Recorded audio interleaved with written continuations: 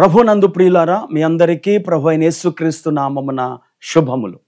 నేటి ధ్యానము కొరకు రోమీలకు రాసిన పత్రిక 12వ అధ్యాయము 3వ వచనాన్ని చదువుకుందాం. తన్ను తాను ఎంచుకొనదగిన దానికంటే ఎక్కువగా ఎంచుకొనక దేవుడు ఒక్కొక్కనికి విభజించి ఇచ్చిన విశ్వాస పరిమాణ ప్రకారము తాను స్వస్థ బుద్ధి గలవాడగుటకై తగిన రీతిగా తన్ను ఎంచుకొనవలెనని నాకు అనుగ్రహింపబడిన కృపను బట్టి మీలోనున్న ప్రతి వానితోనూ చెప్పుచున్నాను. రోమీలకు రాసిన ఉత్తరంలో అపోస్తలుడైన పౌలు ఆ సంఘములోని ప్రతి ఒక్కరికి చెబుతున్న హెచ్చరిక ఏమిటంటే, మీలో ప్రతి ఒక్కడు తాను ఎంచుకొనదగిన దానికంటే ఎక్కువగా ఎంచుకోవద్దు. అలా ఉన్నప్పుడే మీరు స్వస్థ బుద్ధి గల వారుగా ఉంటారు అని చెప్తున్నాడు. ఈరోజు చాలామంది తమ్మును గురించి తాము ఎక్కువగా ఊహించుకుంటారు, ఎక్కువగా భావించుకుంటారు. అలా ఊహించుకోవటం, భావించుకోవటం అతి విశ్వాసానికి దారి తీస్తుంది, అలాగే అనర్థాలకు కారణమవుతుంది. ఇలాగూ తన్ను తాను ఎక్కువగా ఎంచుకునే పరలోకములో ఉండాల్సిన దేవదూత లూసిఫర్ పాతాళంలో పడ్డాడు. దేవుడిచ్చిన స్థితితో సంతృప్తి చెందకుండా దేవుని యొక్క సభాపర్వతమునకు ఎక్కుదునని, అక్కడ కూర్చుందునని అతడు మనసులో అనుకున్నాడు. దేవుని సభాపర్వతం పైకి ఎందుకు వెళ్ళాలనుకున్నాడు అనగా, లూసిఫరు తన్ను తాను దేవునితో సమానునిగా ఎంచుకుంటున్నాడు లేక భావించుకుంటున్నాడు. ఆ లూసిఫర్ యొక్క తత్వమే ఈరోజు అనేక మందిలో మనం చూస్తూ ఉంటాం.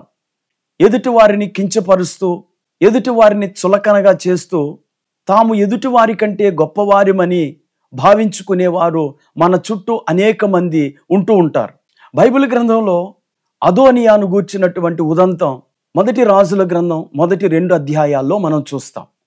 అదోనియా గర్వించాడు, తన గురించి తాను ఎంచుకొనదగిన దానికంటే ఎక్కువగా ఎంచుకున్నాడు. అదోనియా దావీదు యొక్క 4వ కుమారుడు. దావీదు 70 ఏళ్ల వృద్ధాప్యంలో ఉన్నాడు, అలాగే మంచం మీద ఉన్నాడు. తన తరువాత ఎవరు రాజుగా ఉండాలో అతడు ఇంకా పబ్లిక్గా అనౌన్స్ చేయలేదు, అలాగే పట్టాభిషేకం చేయలేదు. ఆ సమయంలో అదోనియా తన్ను తాను ఎక్కువగా ఎంచుకొని భావించుకొని నేనే రాజును అగుదునని అనుకొని 50 మంది మనుషులను తన ముందు పరిగెత్తటానికే ఏర్పరుచుకున్నాడు. రథములను, గుర్రములను ఏర్పరుచుకున్నాడు. వీధుల్లో ఊరేగుతూ తన్ను తాను రాజుగా ప్రకటించుకున్నాడు. అలాగే యాజకుడైన అబ్యాతారును, దావీదు సైన్యాధిపతి అయిన యోవాబును, రాజకుమారులను తన ఇంటికి ఆహ్వానించి దేవునికి బలిచ్చి వాళ్ళందరికీ విందు చేసి ఆనందిస్తున్నాడు. ప్రజలందరికీ ఎలా ఉందంటే అదోనియా ఏలుచున్నట్టుగా కనబడుతోంది. దావీదు చేత పట్టాభిషేకం పొందకుండా అతడు తనంతట తాను ఇలా ఎందుకు చేస్తున్నాడంటే, తన గురించి తాను ఎక్కువగా ఎంచుకోవటం వల్ల. అతడు అలా చేసిన ఆ దినముననే అతనికి ప్రమాదం ముంచుకొచ్చింది. అతడు ఏలుచున్నట్లు సొలొమోను తల్లి బెత్షెబా తెలుసుకొని దావీదు దగ్గరకు హుటాహుటిని వెళ్ళి దావీదును ప్రశ్నించింది. అదోనియా ఏలుచున్నాడు, మీకు తెలుసా? మీరు అతని రాజుగా నియమించారా? నా కుమారుడికి మీరిచ్చిన వాగ్దానం ఏమైంది అని అడిగింది.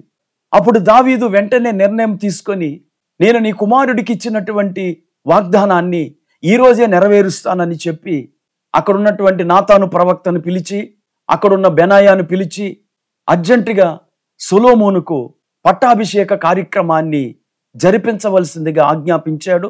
ఆ రోజే సొలొమోను ఇశ్రాయేలీయులకు దావీదు తర్వాత రాజుగా పట్టాభిషేకం పొందాడు. ఎప్పుడైతే సొలొమోను పట్టాభిషేకం పొందాడో ఈ అదోనియాకు భయం వేసింది. ఇక తనకు చావు మూడిందని చెప్పి బలిపీఠపు కొమ్ములను పట్టుకున్నాడు. ఆ రోజుకైతే తప్పించుకున్నాడు, గాని 2వ అధ్యాయంలో అదోనియా చంపబడ్డాడు. ప్రియులారా, తన బంగారు జీవితాన్ని అదోనియా గర్వించి తనను గురించి తాను ఎక్కువగా ఊహించుకొని లేక ఎంచుకొని తన జీవితాన్ని పాడు చేసుకున్నాడు. ఈ మాటలు వింటున్న నా ప్రియ స్నేహితులారా, యేసు ప్రభువారు తను తాను తగ్గించుకొని శిలువ మరణము పొందునంతగా తగ్గించుకొని ఆయన హెచ్చించబడ్డాడు. ఈ వర్తమానం వింటున్న మనందరము కూడా దేవుని సన్నిధిలోను, అలాగే సమాజములోను, సంఘములోను తగ్గించుకొని దేవుని యొక్క ఆశీర్వాదాలను పొందుకుందాం. అదోనియా జీవితం నుండి ఇక్కడ ఒక విషయాన్ని కూడా మీతో చెప్పాలని ఆశపడుతున్నా.